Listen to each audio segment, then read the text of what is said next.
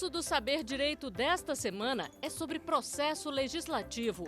Os fundamentos, lei ordinária e complementar, emenda à Constituição, medida provisória, lei orçamentária, resoluções e decretos. As aulas são com o professor Gustavo Dantas.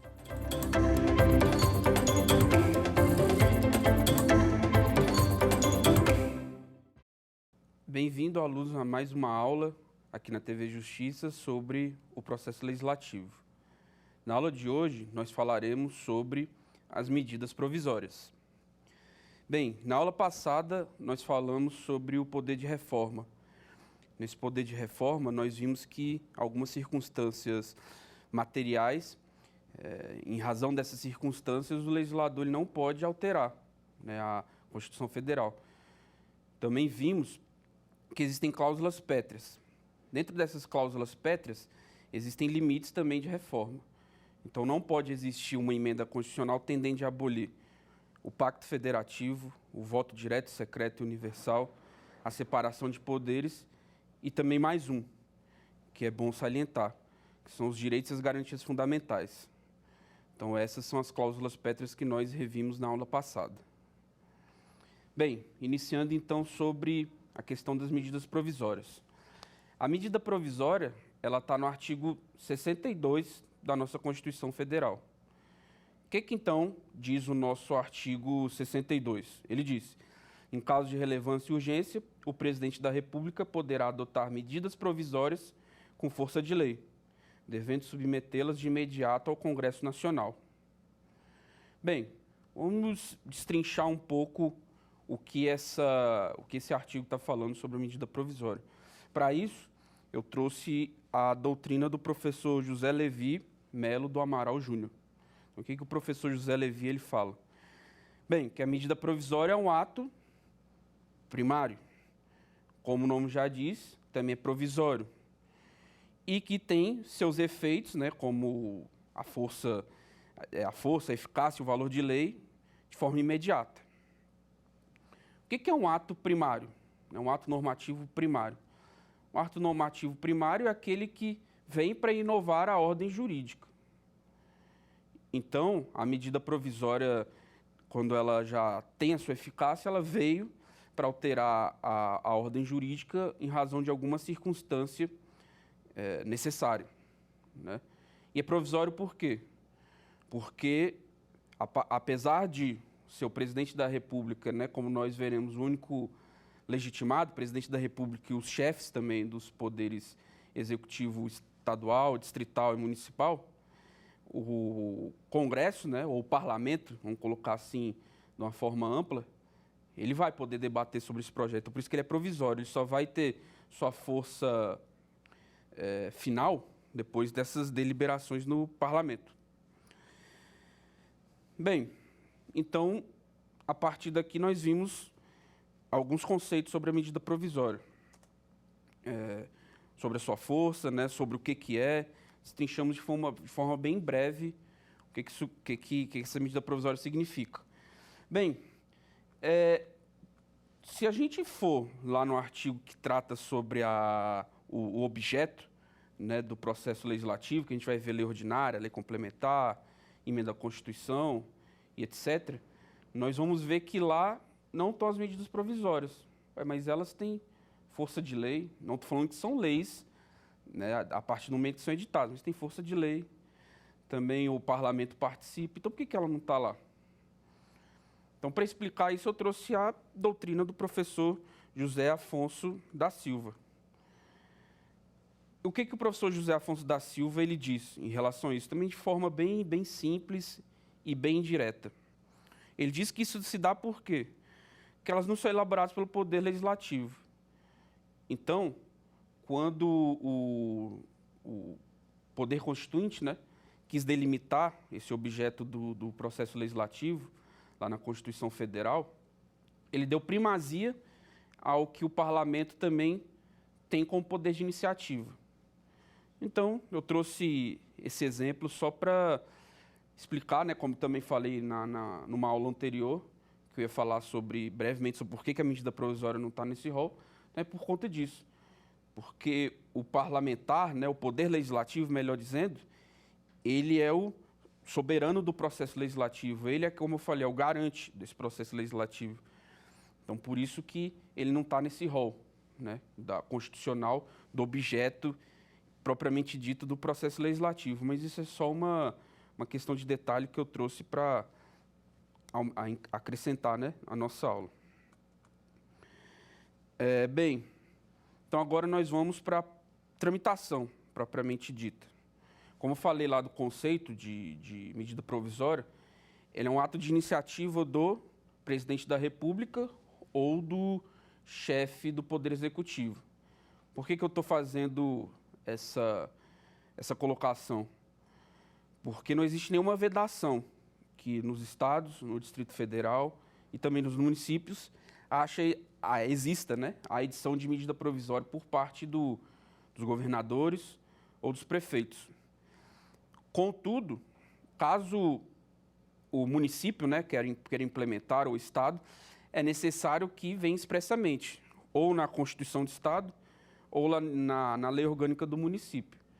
E, pelo princípio da simetria, essas normas constitucionais, né, elas devem estar disciplinadas de maneira literal, ou na lei orgânica do município, né, ou do Distrito Federal, ou então na Constituição Estadual. Então, não tem nenhum impedimento. Aqui, por questões didáticas, eu vou falar sempre do presidente da República, para eu não ter que ficar repetindo o termo. Mas tenho em mente que os demais chefes, né, do Poder Executivo, eles também podem editar medida provisória, desde que isso esteja previsto lá na Constituição ou lá na lei orgânica. Bem, então, iniciando. O presidente da República, quando ele vê alguma questão de relevância e urgência, ele pode editar essa medida provisória. Então, a gente está vendo que são conceitos, esses pressupostos constitucionais, né, eles são conceitos muitas vezes indeterminados. O que é uma medida de relevância? O que é uma medida de urgência? Né? São conceitos que muitas vezes eles são bem determinados.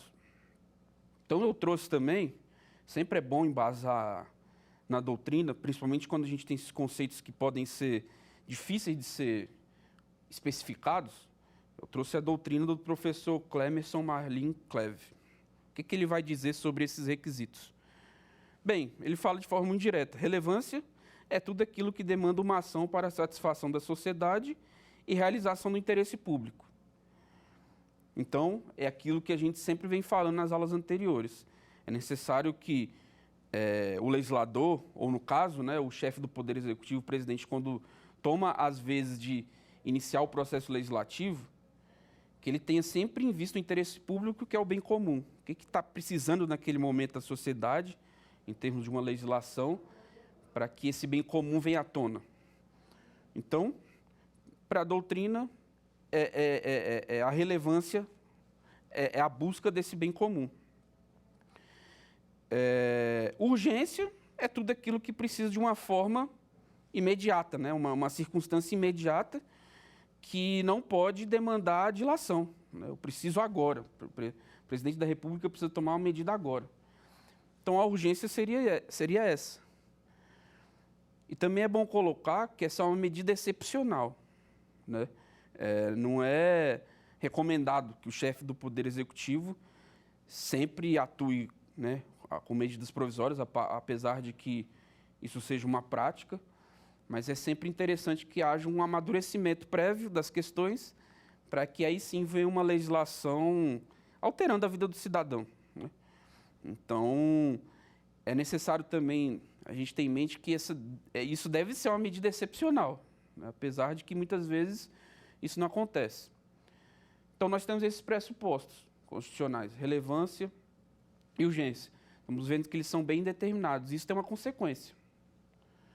Qual é a consequência? A consequência é que isso é um controle político.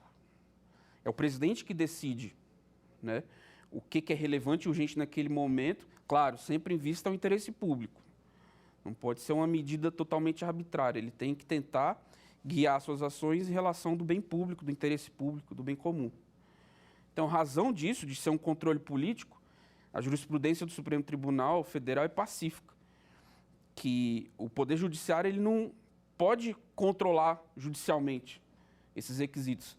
Ele até pode, mas de uma maneira excepcionalíssima. São circunstâncias onde é evidente que não haja a relevância e urgência. Mas aí também vem um problema. Quando que essas questões são evidentes ou não? Então, assim, na prática, né, no caso do Supremo Tribunal Federal, é muito difícil que ele entre para avaliar o mérito, né, o mérito jurídico dessa questão da relevância e urgência. Então, continuando, nós vimos então que a medida provisória ele é um ato primário, né? Então, como um ato primário, ele está no mesmo nível, né, na mesma hierarquia daquelas leis ordinárias que nós vimos, das leis complementares. Então, nós vimos que ele está naquele mesmo rol de hierarquia. Também é um ato que demanda relevância e urgência, e também é um ato que a iniciativa é do chefe do Poder Executivo.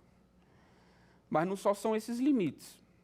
Nós também temos limites materiais para a edição de medidas provisórias. E o que significa esse limite material? Ele está lá no artigo 62. Então, o artigo 62, que foi alterado por uma emenda constitucional, acrescentou esses limites materiais. Né? Então, quais são? A gente falar no artigo 62, a gente vai ver que, por exemplo, não pode existir medida provisória que queira regular matérias processuais do campo penal, civil, de direito eleitoral, destinadas também à lei complementar, também aquelas que aguardam só a sanção do presidente da República. Né? Então, um projeto de lei que já teve todo o trâmite só aguarda isso, pode vir uma medida provisória e tratar desse mesmo tema. Então, nós vemos que também existem esses limites materiais.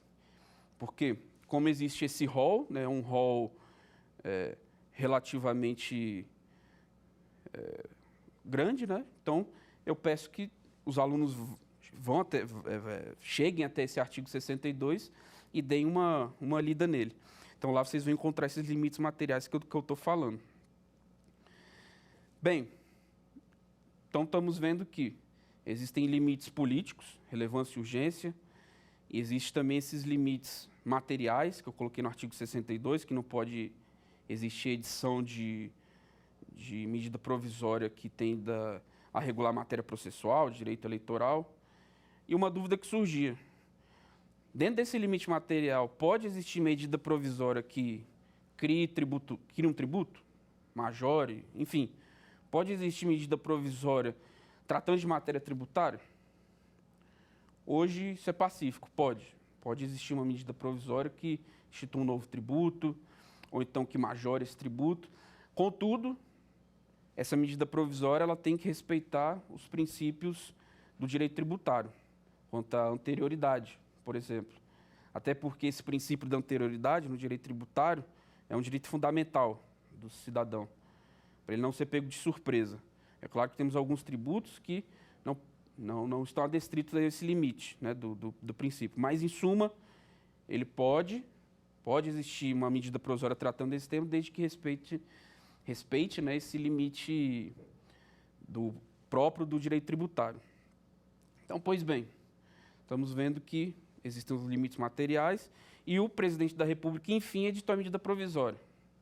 Ele viu que tem relevância e urgência, viu que na Constituição o tema que ele quer tratar não é vedado, então ele foi e editou essa medida provisória. O que acontece a partir de então? Essa medida provisória ela vai ser publicada no Diário Oficial da União. A partir desse momento, o presidente do Congresso Nacional ele vai ter 48 horas para formar uma comissão mista de deputados e senadores. Serão 12 deputados, 12 senadores, suplentes, também 12 suplentes, né, de cada qual. E vai ser formada essa comissão para ser avaliada, essa medida provisória. Então, nessa comissão também a gente vai ter um presidente, um vice-presidente de cada casa, vai ter um relator, que é aquele agente praticamente o principal, né, dessa comissão, porque ele vai relatar, né, o projeto, vai explicar melhor as circunstâncias dessa medida provisória. E também temos um relator revisor. Então, sempre um de cada casa para ocupar esse cargo. Então, essa comissão ela foi formada. O que ela vai analisar? Então, ela tem algumas coisas preliminares para serem analisadas. A primeira são os pressupostos constitucionais. É realmente relevante e urgente? Então, estamos vendo que, apesar do Poder Judiciário não atuar de forma contundente, né, para avaliar essas medidas, porque são pressupostos, apesar de constitucionais, mas um pouco indeterminados, mas isso não tira o mérito de que o Poder Legislativo pode sim avaliar esses pressupostos. E nós estamos vendo que ele já começa pela comissão. Essa comissão mista ele tem que avaliar se isso é relevante e urgente. Depois ele vai avaliar também se essa medida provisória ela tem viabilidade orçamentária, né, para ser implementada, financeira. Então, analisando esses dois requisitos iniciais, analisa-se também o mérito. Então, o mérito da medida provisória é o conteúdo dela, né? Então, ele vai analisar os pressupostos constitucionais, vai analisar os requisitos também orçamentários e agora ele vai analisar o mérito. Depois disso, é feito um parecer no âmbito da comissão. Nesse parecer, a comissão ela pode recomendar 3 medidas. A rejeição da medida provisória, então o arquivamento dela, a aprovação integral dessa medida provisória, né, sem alterar nada, ou então aprovar parcialmente o texto dessa medida provisória. O que isso significa? Significa que a medida provisória também pode sofrer emendas, né, como a gente viu nos outros projetos de lei. Então, ela pode sofrer essas emendas. Então, a partir do momento que ela é formada nessa comissão, os deputados e senadores vão ter 6 dias para apresentar suas emendas. Então, ela pode ser emendada e, ao final, né, vai ter o debate, claro, sobre essas emendas, e, ao final, essa medida provisória ela pode ser aprovada, né, parcialmente, em razão dessas emendas. Bem, então vimos agora, né, que a comissão atuou, fez o parecer dela e tudo mais.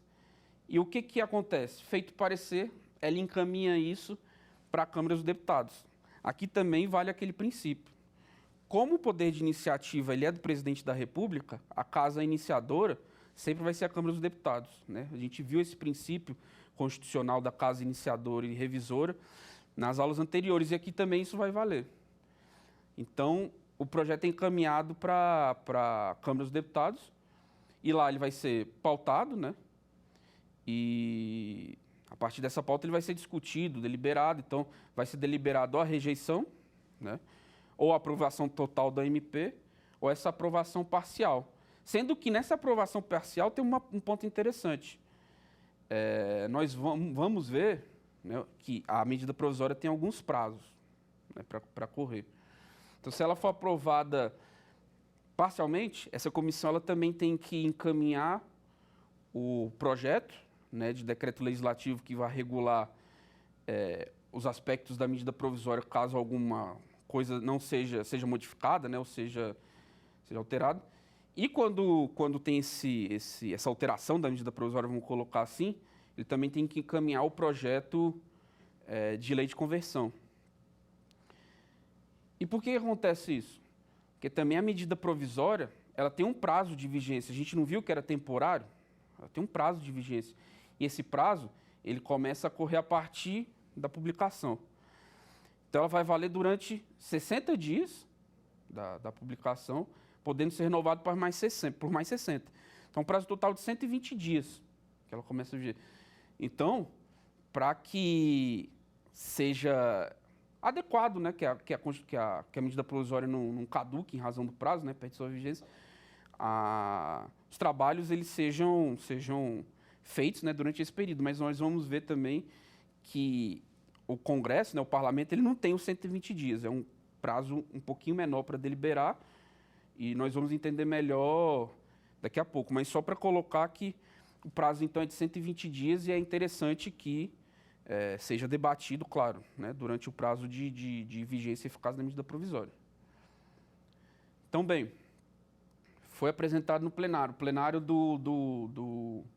da Câmara dos Deputados, ele vai ter 14 dias para debater sobre essa medida provisória ou esse projeto de lei de conversão, né? Ele vai ter 14 dias para debater sobre ele. Uma vez debatido, se ele pode aprovar, né, a medida provisória, pode rejeitar e arquivar, ou pode aprovar com aquelas modificações, né, com as emendas que foram sugeridas, com um detalhe: essas emendas elas só podem ser sugeridas lá na comissão mista, né? Então, é só lá. Então, eles vão debater essas emendas que foram decididas lá naquele órgão fracionário. Então, uma vez que a Câmara adotou as suas medidas, né, de rejeição, de aprovação, enfim, ele manda para a Casa Revisora. Estamos vendo aqui que o processo padrão é válido também para medidas provisórias. Isso tem alguns detalhes de prazo e tudo mais, mas aquele processo padrão também aqui ele tem a sua importância. Então, é encaminhado para o Senado Federal, né? O Senado Federal, então, ele vai também debater. Ele tem esse direito de debater, é claro, nós vivemos num regime bicameral, que é importante essa discussão entre as duas casas. Então, uma vez encaminhado, o Senado vai ter também 14 dias para debater sobre isso. Então, a Câmara teve 14 dias, a comissão também teve o seu prazo, né, para ser debatido, e nós estamos já chegando mais ou menos na reta final, vamos colocar assim, das discussões. Então, o Senado foi e debateu. O Senado, como casa revisora, também vai poder rejeitar o projeto, aprovar do jeito que ele veio, né? E, se o projeto tivesse sido aprovado desde o início sem nenhum tipo de alteração, o próprio Congresso Nacional ele vai promulgar e publicar essa medida provisória. Então, no caso específico de a medida provisória não ter sofrido emendas e ter passado pela comissão, pela Casa Iniciadora e pela Casa Revisora, não precisa para o Presidente da República. Ela está intacta, né, essa medida provisória, o texto dela. Então, quem vai fazer, às vezes, dessa publicação é o próprio Congresso Nacional. Ele vai e publica essa medida provisória, e agora ela vai ser uma lei, né, a partir da publicação e, é claro, da promulgação também. Então, também para nós salientarmos, todo esse rito que eu estou falando, ele está na Constituição Federal, mas ele também foi disciplinado pela Resolução número 1 de 2002 do Congresso Nacional. Então, vocês vão encontrar lá com facilidade todo esse rito que eu estou falando. Ele é bem didático e vale a pena a leitura. Então, estamos falando que existem prazos delimitados, né, para a comissão ela avaliar o projeto, para a Casa Iniciadora avaliar, para a Casa Revisora também avaliar. Estamos vendo até agora que se a medida provisória, melhor dizendo, ela não sofreu nenhum tipo de emenda lá na comissão mista, seguiu para a Câmara dos Deputados, foi aprovada dessa forma, seguiu para o Senado, também foi aprovada dessa forma, não segue para o Presidente da República. É o próprio Congresso Nacional que vai promulgar. E se tiver feito, né, alguma emenda e tudo mais, como é que funciona? Bem, se tiver sofrido alguma emenda, né, desde o início, essa medida provisória, que no caso de emenda ela vai agora se chamar projeto de conversão, né, de lei, ela segue lá para o Presidente da República. Então, o Presidente da República, nesse caso, ele vai poder sancionar ou vetar, né, esse projeto de lei de conversão. E essa parte também da sanção e do veto segue toda aquela ritualística que nós falamos das leis ordinárias, né, e parlamentar. Então, prazo de 15 dias. Também uma coisa muito interessante, durante esse prazo de 15 dias, o texto da medida provisória, ele surte seus efeitos da forma integral que ele estava, né, durante esse prazo de 15 dias. Então, até o presidente decidir, né, sobre a sanção e o veto. Então, ele vai seguir essa ritualística constitucional que nós colocamos. Também quanto ao quórum, né, de votação, é aquele quórum padrão também constitucional, maioria simples. Então, tanto na comissão quanto nas casas parlamentares, né, casa iniciadora e revisora, o prazo para deliberação é aquele prazo constitucional de maioria simples ou relativa. Então, bem, eu também venho aqui sempre especificando que esse debate da medida provisória, né, no parlamento, ele tem prazos estabelecidos, né? 14 dias na Câmara, na casa iniciadora, 14 dias no Senado Federal. Também, se o Senado Federal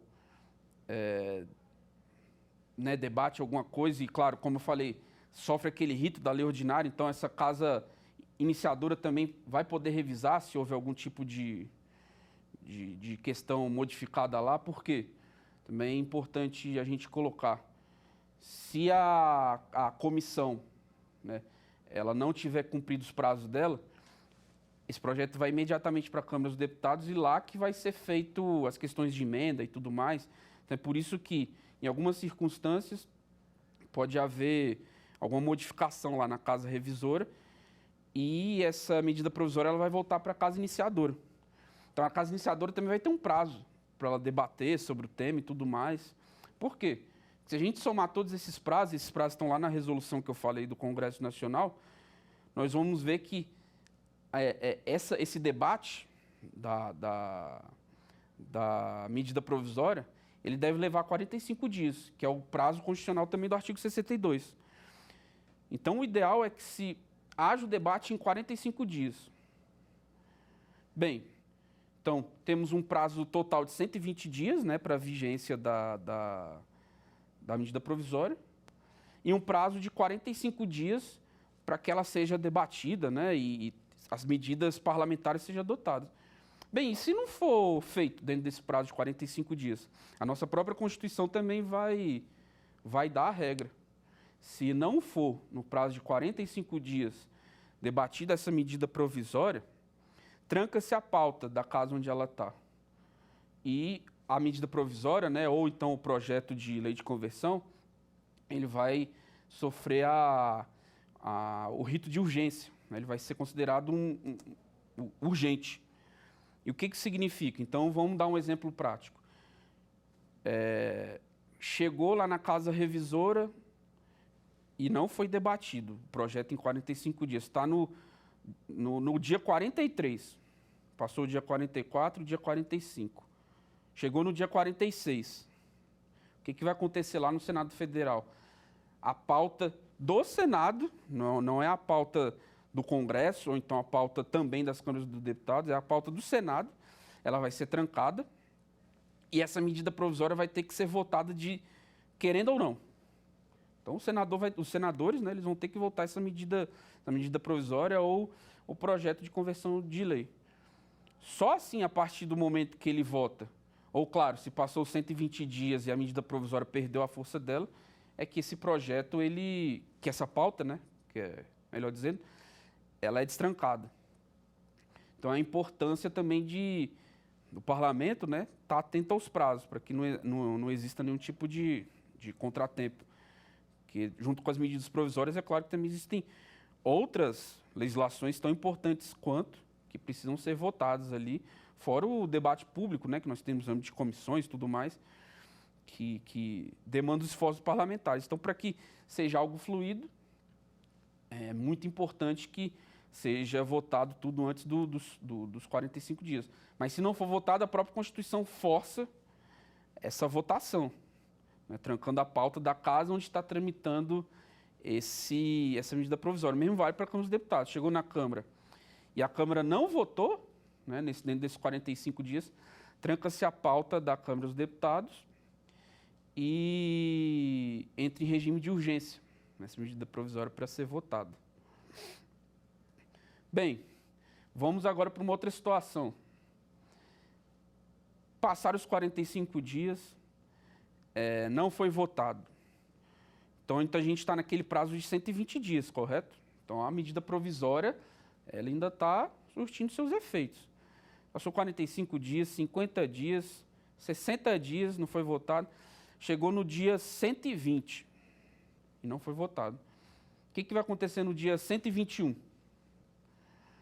Bem, se ela não for votada nesse prazo de 120 dias, ela perde seus efeitos. E o que acontece? Né? Todos aqueles atos praticados, né? Porque, como eu falei, é um ato primário, a medida provisória é um ato primário, e ela, a partir do momento que ela entrou, foi editada, né, e foi publicada, ela começou a surtir seus efeitos. Então, modificou a vida do cidadão, né, garantiu direitos, ou então determinou algum tipo de obrigação, enfim. Então, o que vai acontecer se nesse prazo de 120 dias a medida provisória ela não for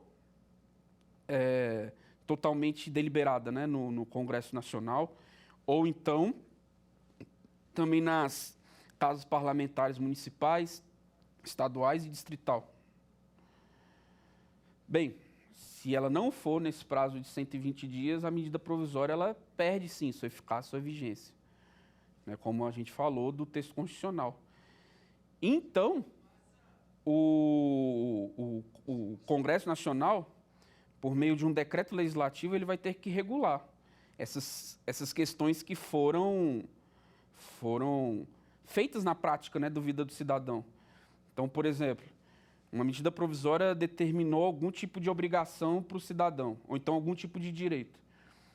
Se a medida provisória perde sua eficácia em razão do decurso do tempo, o Congresso Nacional vai editar um decreto legislativo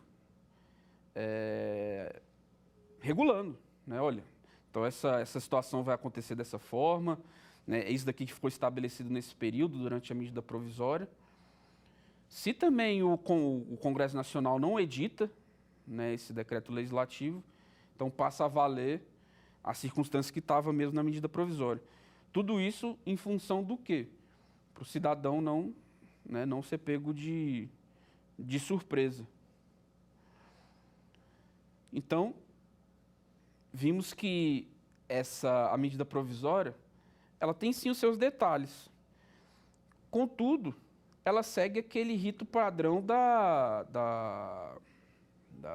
das leis ordinárias, né, e das leis complementares, com alguns detalhes. Nesses detalhes também, nós conseguimos sim nos aprofundar.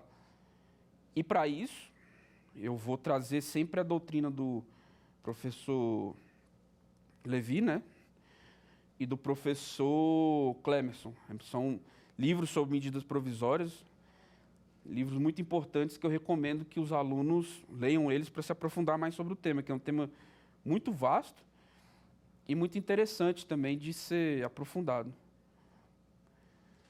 Então, recapitulando, iniciativa do Presidente da República, uma vez editado, comissão mista, que vai avaliar a pertinência constitucional, orçamentária.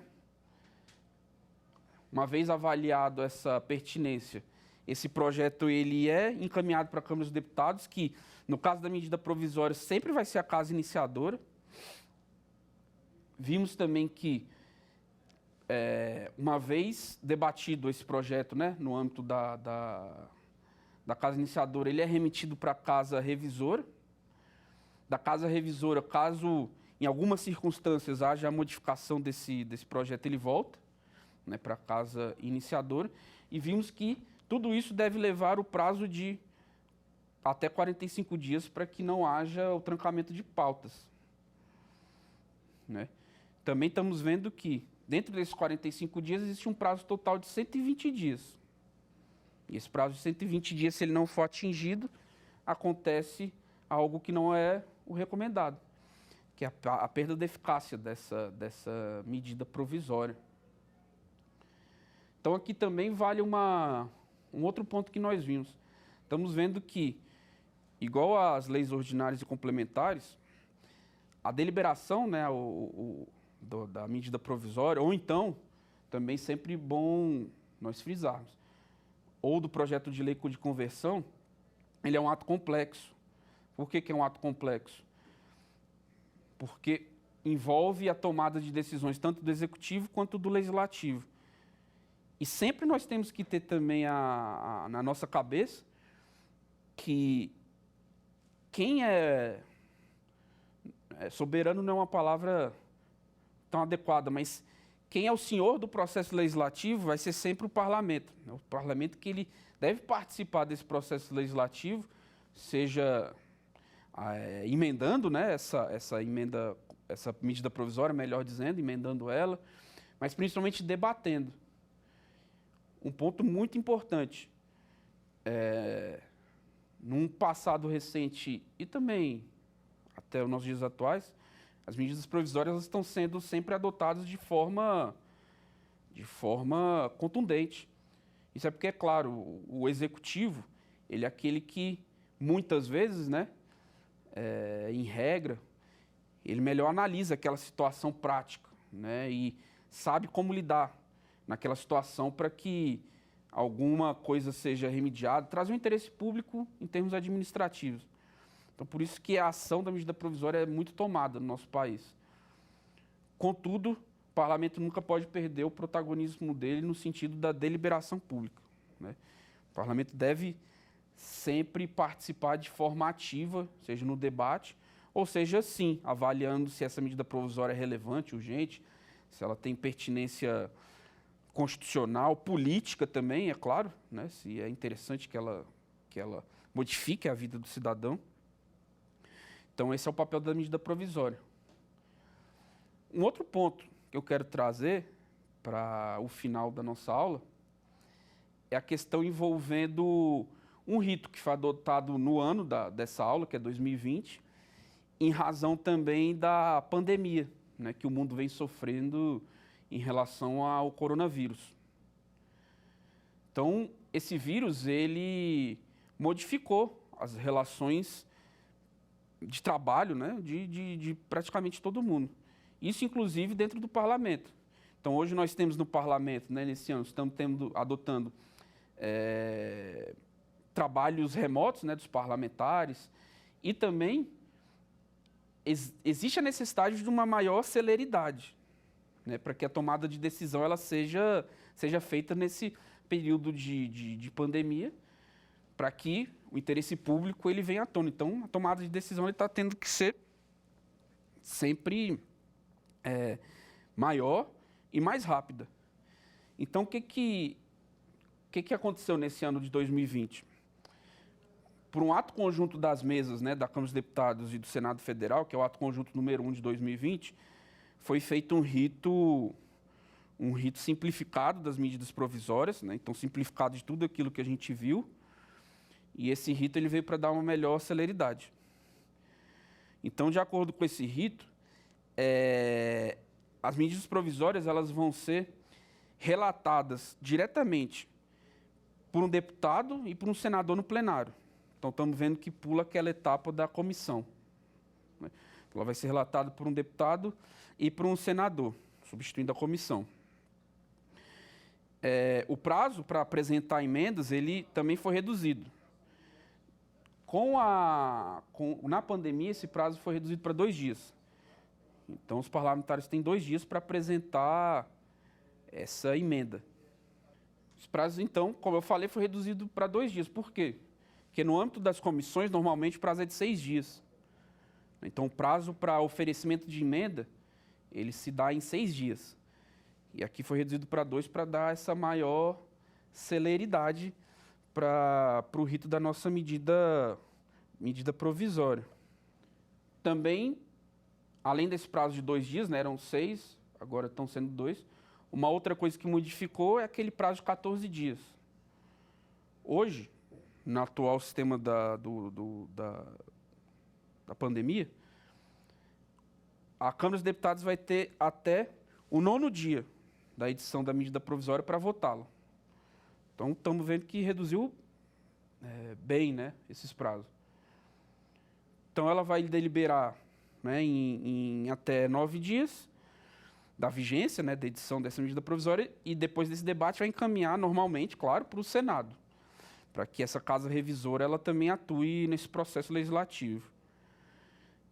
E o Senado ele vai ter até o 14º dia da vigência, né, dessa medida provisória para liberar sobre a mesma.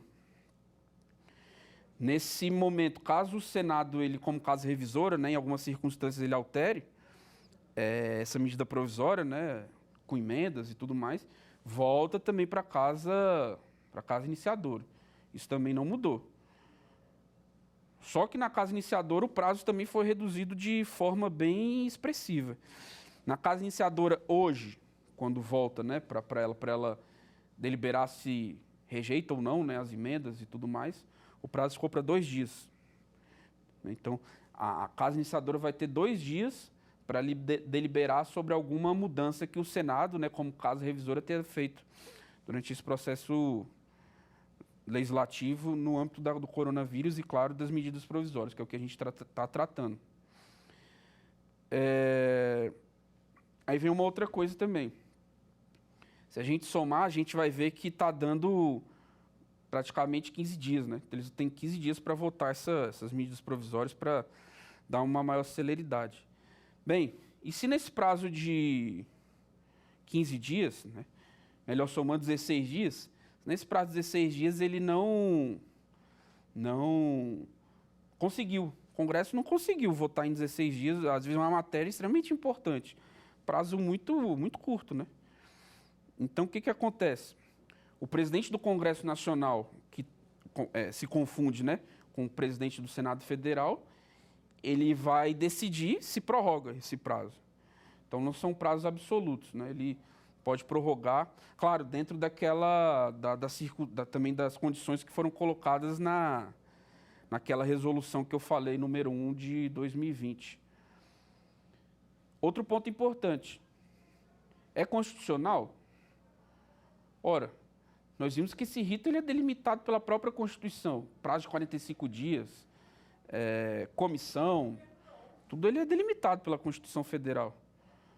Então, essa mudança, por meio de um ato conjunto, né, da mesa e do Senado, ele é constitucional? Bem, o Supremo Tribunal Federal decidiu que sim, né, ele é constitucional. Por quê? Também vamos pegar nossas aulas, né? Por isso que eu sempre falo que é importante a gente saber o fundamento e a substância das coisas, não só a formalidade, para entender. Muitas vezes uma decisão de um ministro ou de um político também é importante sim a gente saber. Então, por quê? O que está, vamos colocar assim, por trás desse entendimento de que é constitucional? Ora, a gente está passando por um momento muito difícil, né, mundial, da pandemia. Né, e as coisas precisam ser tomadas por decisão. Qual é o fim maior da democracia? O fim da democracia é tentar, ao máximo possível, trazer o bem público à tona, trazer esse bem comum. Né? Então, em momentos de urgência, claro, sempre também no limite constitucional dos princípios e das regras. A ritualística, vamos colocar assim, do processo legislativo, em circunstâncias muito peculiares, ela pode, sim, sofrer essas alterações. Por quê? Para que o bem público venha com maior facilidade no seio da sociedade. Então, a decisão do Supremo Tribunal Federal, ela vai nessa linha de entendimento. Né? O processo legislativo, ele não pode ser um fim em si mesmo. Ele tem que trazer algo substancial no seio da sociedade. E essa substância é o quê? O interesse público. Hoje nós estamos passando problemas de saúde pública, financeiros, né? A população carente sofre cada vez mais também. O empresariado também, né? Muita coisa fechando, muito emprego sendo perdido. Então, a Constituição ela não pode ser uma forma em si mesma, né? Jamais. A Constituição ela tem que ser um instrumento político e jurídico que traga benefícios para a sociedade, principalmente a partir da efetivação de direitos fundamentais. Como nós vimos, esses direitos fundamentais são até cláusulas pétreas, né? O legislador não pode revogar, por exemplo, direitos sociais, direitos políticos, direitos individuais também. Então, o Estado Democrático de Direito, por meio do processo legislativo e, quando iniciado, né, pelo presidente da República, a medida provisória não deixa de sofrer, né, esse processo legislativo, ele deve vir à tona esse bem público. Então, isso que o Supremo Tribunal efetivou, né, na prática. Então, É importante, sim, nós destacarmos isso, essa atuação positiva, né, do Supremo Tribunal Federal, quando disse sim que esse rito ele é constitucional. Então, pois bem, chegamos agora na conclusão da nossa aula sobre medidas provisórias. Então, revisando de forma bem breve, medidas provisórias são atos primários. Por quê? Inova o sistema jurídico. Igual uma lei complementar, uma lei ordinária, ele é provisório, porque precisa de toda aquela votação, né, no parlamento, e no final, a promulgação, né, ou pelo próprio Congresso Nacional, ou pelo presidente da República, para que essa medida provisória vire lei de fato. Então, estamos vendo que é provisório e também provisório por quê? Porque o prazo é curtíssimo, né? São 2 meses, 120 dias. Aproximadamente 2 meses. Então, o prazo é muito exíguo. Então, por isso que ele também é provisório. Vimos também que existem algumas limitações. A primeira é a iniciativa. O único ator ou agente, que pode deflagrar o processo legislativo relacionado a medidas provisórias é o chefe do Poder Executivo. Como nós falamos aqui, não existe nenhum impedimento para municípios, Distrito Federal e estados também preverem, né, nas suas constituições ou nas suas leis orgânicas a medida provisória, desde que siga esse padrão que nós estamos falando, esse padrão constitucional, pelo princípio da simetria. Vimos também que existem limites materiais muito claros. Esses limites materiais claros, eles estão também no artigo 62, e o presidente da República, né, o chefe do Poder Executivo, ele não pode tratar sobre o tema que ele bem entender, né? Então, ele não pode tratar sobre direito processual, direito eleitoral, sobre matéria relacionada à lei complementar. Então, também estamos vendo, né, esse limite. Um outro limite também constitucional que nós vimos é o limite político, né, de relevância e urgência. E, mais uma vez, ele não deve ser banalizado. Não é porque é um conceito indeterminado que ele não deve ser estudado e aprofundado. E, principalmente, não é porque é um conceito indeterminado que o chefe do Poder Executivo pode querer legislar por meio de medida provisória a todo tempo. Então, é necessário, sim, que para o Estado interfira na vida do cidadão, isso seja relevante, isso seja urgente, seja necessário. Então, é o outro ponto político que, inclusive, pode ser fiscalizado no âmbito do parlamento, seja pela comissão mista, seja pela Câmara dos Deputados, né, ou seja pelo Senado Federal. Vimos que o outro limite é temporal. São 60 dias por mais 60, que essa medida provisória ela tem a sua vigência, ou seja, 120 dias. Vimos também que existe um limite, vamos colocar assim, temporal, mas interno, né, do Congresso Nacional. Esse limite interno é o quê? São 45 dias que essa medida provisória deve ser deliberada, né, no âmbito do parlamento, sendo que, caso isso não aconteça, a pauta é trancada, né, na casa em que estiver tramitando. Vimos também que, caso haja alguma alteração nessa medida provisória, ela vai ser disciplinada por um projeto de lei de conversão. Vimos também que, se não houve nenhuma alteração nessa medida provisória, e ela foi votada, o texto dela foi votado, né, de forma integral na Câmara e no Senado, ela não vai nem para o presidente da República, não. O próprio Congresso promulga e publica essa medida. Agora, se ela sofreu emendas, nós vimos que ela vai para o presidente da República e toda aquela sistemática de sanção e veto também é aplicada no âmbito das medidas provisórias. Por fim, nós vimos que temos limites temporais, né? Temos limites materiais. Vimos também que, no prazo de 15 dias para o presidente sancionar ou não a medida provisória, o texto integral ele fica vigendo, né? Até que isso seja decidido. E vimos que, em algumas circunstâncias, o projeto ele pode ser, no final, rejeitado, ou então, infelizmente, o prazo de 120 dias ter fluído, né, sem que tenha havido a deliberação devida no parlamento. Então, nessas circunstâncias, nós vimos que ela perde sua eficácia e o Congresso Nacional ele deve, por meio de um decreto legislativo, decidir regulamentar, melhor dizendo, essas relações que ocorreram, né, durante esse prazo de vigência da medida provisória. Caso isso não faça, as relações vão ser regulamentadas de acordo com o que diz a mesma medida provisória, caso esse decreto não seja editado, né, esse decreto legislativo. E finalizamos, vimos que em casos excepcionais, e claro, dentro dos limites constitucionais, o Congresso Nacional ele pode decidir por um rito, né, mais simplificado. E hoje nós estamos passando isso. Em razão da pandemia, que estamos sofrendo em 2020, né, do coronavírus, da Covid-19, o Congresso deliberou que, pela mesa, né, da Câmara dos Deputados e do Senado, deliberou que esse rito que nós vimos ele poderia ser simplificado, né, com prazos menores e tudo mais. E o último ponto que eu quero colocar vimos também que a medida provisória ela é um ato complexo, porque se inicia a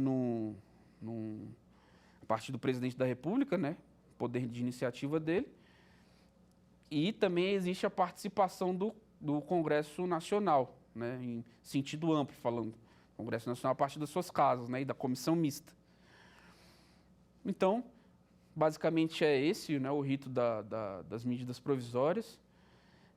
Mais uma vez, eu chamo os alunos para se aprofundarem sobre o tema, procurarem a melhor doutrina que se encaixe, claro, nos seus estudos. Além da doutrina do professor José Levi, né, que eu falei aqui, e do professor Clemerson, temos outros grandes livros também sobre processo legislativo.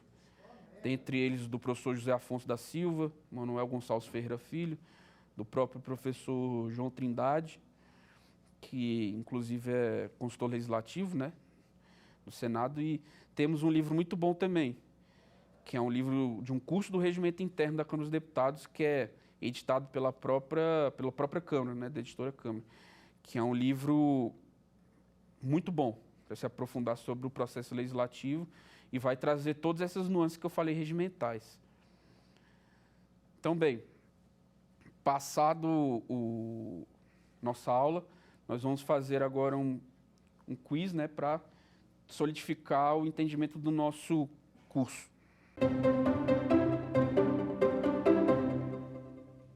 Então, segundo a Constituição Federal e a jurisprudência do Supremo Tribunal Federal, quem tem o poder de iniciativa em relação às medidas provisórias? Então, nós enfatizamos sempre, né? Quem que tem esse poder de iniciativa na nossa aula? Então, os chefes do Poder Executivo Federal, Estadual e Municipal, somente o Presidente da República, não se estendendo, né, a governadores e prefeitos, o Presidente do Supremo Tribunal Federal, nas matérias de competência do Poder Judiciário, o Procurador-Geral da República, nas matérias de competência do Ministério Público, e a resposta certa é a letra A. Então, os chefes do Poder Executivo, Federal, Estadual, Municipal e Distrital. Então, o governador do Distrito Federal ele também pode, caso a lei orgânica, né, do DF preveja, ele pode editar essas medidas provisórias. Então, isso daqui é muito importante, pessoal. O único que tem o poder de iniciativa, o único, medida provisória, é o chefe do Poder Executivo. Então, e esse chefe do Poder Executivo, lato sensu. Né, não é somente o Presidente da República. Como eu falei, governadores e prefeitos também podem. E a letra C e D, né, ela está completamente errada, porque o presidente do Supremo Tribunal Federal, né, é o chefe máximo do Poder Judiciário, o Procurador-Geral da República, né, do Ministério Público. E eles não têm esse poder de editar medidas provisórias. Então, por isso que a nossa resposta certa é a letra A. Então, vamos passar para a próxima.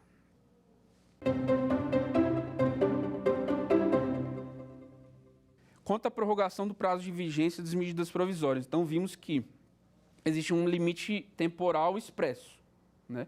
Esse limite temporal expresso, ele é o quê? É aquele tempo que eu falei, né? Que passa a viger a medida provisória, né? Que também nós enfatizamos bem aqui nas nossas aulas. Então, quanto à prorrogação do prazo de vigência das medidas provisórias, poderá ser de forma ilimitada. O que isso significa? Se não for votado naquele prazozinho, né? Num prazozinho, pode ser sempre prorrogado indeterminadamente. É inconstitucional qualquer prorrogação, ou seja, o prazo é fixo, fez naquele prazo, não pode ser estendido. poderá ser prorrogado uma única vez pelo prazo de 45 dias? Ou poderá ser prorrogado uma única vez e somente por mais 60 dias?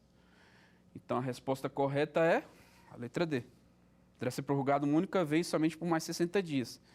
Então, é aquilo que nós falamos. O processo legislativo envolvendo as medidas provisórias, ele tem um prazo total. Esse prazo total é de 120 dias, né? 60 mais 60. Se não atingir esses 120 dias, a medida provisória perde sua eficácia. E, a partir daí, o Congresso Nacional vai ter que editar, né, o decreto legislativo, regulando essas relações que foram feitas durante o prazo de vigência da medida provisória. Na questão, a gente está vendo também que tem um prazo de 45 dias. Esse prazo de 45 dias é aquele da votação, né? Ele é o prazo da votação. Ou seja, se em 45 dias essa medida provisória não for votada, tranca-se a pauta onde ela está correndo. Então, tranca a pauta ou da Câmara ou do Senado. Não é do Congresso nem dos dois. É de onde a medida provisória ela estiver sendo votada, né, e deliberada. Então, esse prazo de 45 dias é isso que eu estou falando. E a resposta certa é a D, porque é aquele prazo constitucional de 120 dias. Bem, então chegamos ao final, né, de mais uma aula aqui na TV Justiça sobre processo legislativo, especificamente sobre medidas provisórias. Na próxima aula nós vamos continuar o tema, falando de forma bem didática, né, a lei orçamentária, a lei delegada, as resoluções e os decretos legislativos. Quer dar uma sugestão de tema para os cursos do Saber Direito? Então mande um e-mail para saberdireito@stf.jus.br ou entre em contato pelo nosso WhatsApp. O número é esse que aparece na sua tela. Você também pode estudar pela internet. Basta acessar o site tvjustiça.jus.br ou rever as aulas no canal da TV no YouTube. TV Justiça Oficial.